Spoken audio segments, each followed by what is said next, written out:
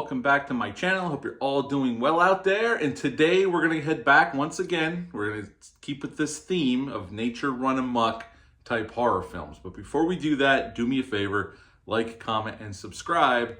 Join me here. I greatly would appreciate that. Also, as always, a shameless plug for my TeePublic store. I'll leave a link for that in the description box below.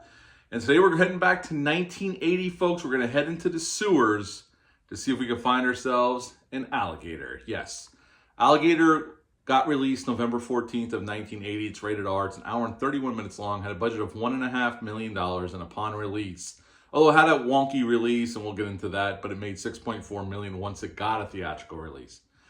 Now, this script, there was a script for this movie floating around since '76. So it had been around for a little bit. The producers were shopping around trying to find a director. They offered to Joe Dante. He turned them down, though he was coming off of Piranha, and he was going on to The Howling right around the same time.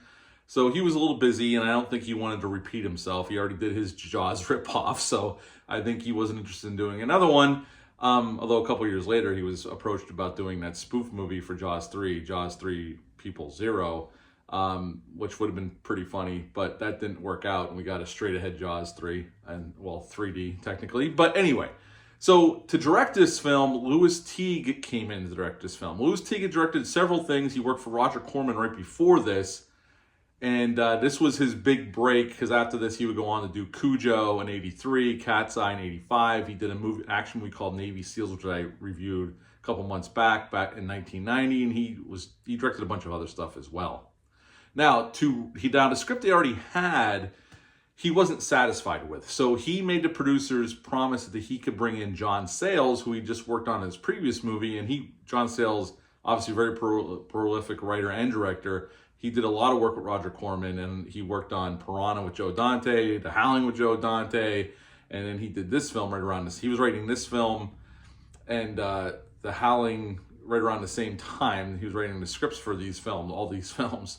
So the producers agreed. John Sayles came in and did a page one rewrite. According to John Sayles and the director, the original script took place in Milwaukee, Wisconsin, and the alligator grew big because of the beer from the beer making plant, which makes no goddamn sense unless you're making a spoof movie. John Sayles hated that idea, so did Louis Teague, so he changed it. So we'll get into that as we get into the plot. In this film, we got Robert Forster as David. He's a detective with the Los Angeles. I think it's supposed to take place in Chicago, but it's filmed all in Los Angeles. So we're just going to say LA because you can tell it's LA. So he's a detective with the police department. And Robin Riker plays Dr. Kendall, and she is an expert on alligators. So that's how they get tied together. Right at the beginning of the film, they set it up. This little girl talks her parents into get her a little baby alligator. And then we cut to they're at home, and the dad gets kind of frustrated and flushes it down the toilet. The old urban legend where alligators that's what basically how this project came about. The urban legend of an alligator getting flushed down the toilet and growing in the sewers. And we got a killer alligator on our hands on the streets of LA.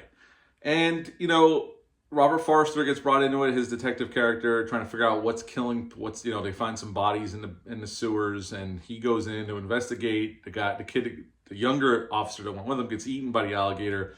And pretty much from there on out, they're just trying to hunt this thing down and destroy it, which eventually they do. Robert Forster's character blows it up in the sewer in a spectacular explosion. And at the end, we get one last stinger where we see a baby alligator plop down in the sewer, and that is the end of Alligator. There is a second one called Alligator 2: The Mutation, although I have not seen that movie in probably 30 years. I do not remember that movie, but there is a sequel. I don't even think it has anything to do with this movie. It's just a sequel called Alligator 2, which originally they approached Louis Teague about doing, and he wanted to bring John Sayles back, and he never heard from the producers ever again. They went off and made Alligator 2: The Mutation without them. So anyway, what to like about this film? Well, the cast. The cast is great here. And Robert Forster was always such an underrated actor. He was always so good, and he's good here as well. And he's given good work. He's not looking down on the material, and he's giving it his all. Robin Riker is great as the love interest doctor. She's great here.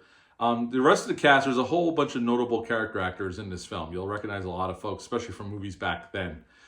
The alligator itself, which is the main selling point here, this is a creature run amok movie, and we need our titular creature to be running amok, was pulled off a couple different ways. Animatronic alligator with two guys in the suit, and miniature sets with a real alligator, which they filmed. And you can tell, especially in 4K, which ones are which. Even back then, when I saw this on TV, you could tell which one was which. But they do it pretty cool, and it looks pretty seamless, other than it's an alligator on a miniature set and what is the animatronics. Now, famously, they had problems with the animatronic alligator. We'll get into that in a second. Just like Steven Spielberg had problems with the shark in Jaws. That's why you barely see it throughout most of the film. They had to shoot around it because the shark was never working. I think the pace of the movie is perfect. An hour and 31 minutes, this movie moves. There's not a lot of downtime. It keeps moving. There's a lot of kills. So there's a lot of, limbs being ripped off, blood being splashed about. They kill a kid. It gets thrown into a swimming pool at this party by these kids, and the alligator's in there and eats the kid. So they don't pull any punches. Is the movie scary? No. Louis Teague even said once he saw the animatronic alligator, everybody was laughing when they did a test on it. He switched. It was going to be a more serious film, and he kind of tried to add a little bit of campiness to it, which I think serves this movie perfectly. There's just enough camp, and you have Robert Forster taking it seriously where it works. They struck the right tone, at least for me. I think it works really, really well. So in that respects, I think they did the right thing without overly taking it overly seriously. But the main character is, but the movie is not taking itself too seriously. And I think that's a perfect balance for a movie of this type, because while the animatronic alligator looks fine, they shoot around it, a lot of close-ups, a lot of behind shots, like up here behind it. They try to hide the fact that it's a mechanical alligator. Overall, it looks effective enough, and they cut around it and shoot it around it enough that it comes off pretty good on screen. Not perfect, but good enough to get through a movie called Alligator. That's just a creature feature made on a $1.5 million budget. I think they spent like $200,000 on the alligator. Any debt down? Is this movie perfect? This hasn't reached the heights of Jaws, and this is obviously a Jaws ripoff, just like Grizzly, just like all those creature. Piranha was a Jaws ripoff. None of these people were secretive in their, they weren't trying to claim this. They weren't taking a page out of Spielberg's playbook with Jaws. They obviously were, and some were better than others. And this is one I remember watching on TV as a kid, and I've always liked it. And I got to be honest, if you were a fan of this movie, this 4K is definitely worth the upgrade. The movie looks spectacular. The colors pop off the screen.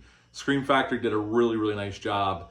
And the movie looks the best it's ever looked. And it sounds pretty good, too. And there's some cool special features on it, which we'll get into in a minute. Fun, campy creature feature with some cool gore gags, and Robert Forster giving a great performance.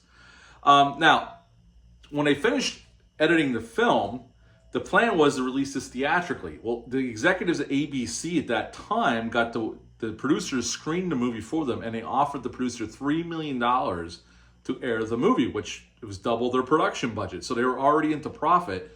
So ABC aired it, and the producers decided they weren't going to worry about a theatrical release. Well, Louis Teague didn't like that, so he took a print that they had of the movie and took it to New York City and screened it for critics.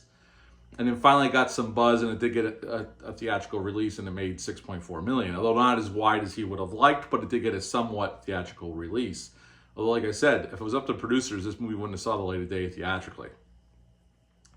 Ramon was the nickname of the alligator, and Louis Teague, there's an interview here with Louis Teague on this disc, and he said when he first got hired to do the movie, the producers already had these guys make up an alligator. It was like a 20-foot alligator, and they had it hanging in this warehouse, and they brought Louis to this warehouse to check it out. And he said when they lowered it off how it was tethered up in the air, it was kind of hanging from the ceiling. When he went to touch it, once they lowered it and got it off of it, how it was hanging, it started falling apart. So they had to build a brand new one. And he said the problem with the new one was the old one was very light, and they could maneuver it better. The new one, they overbuilt it. They used aluminum and metal as a frame, and the skin of the alligator was super thick, and it was made for two guys to be able to get in there, and they did have two men in there to be able to move the alligator around. But he said the thing was so damn heavy, they had a hell of a time trying to maneuver it around the set and make it look natural. And he said that's why, if you noticed the way we shot it, we had to shoot around a lot of the alligator. We couldn't shoot it straight on. We tried to hide it. And they had problems with the alligator. It famously didn't work right. So just like Jaws, they were having issues as well. That's why they used miniature sets with a real alligator on it to try to match it for action and get it, above ground doing some different things.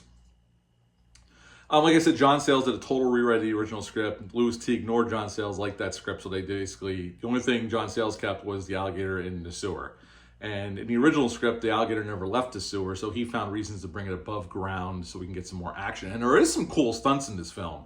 They stretched that $1.5 million budget. There's some cool explosions, some car stunts.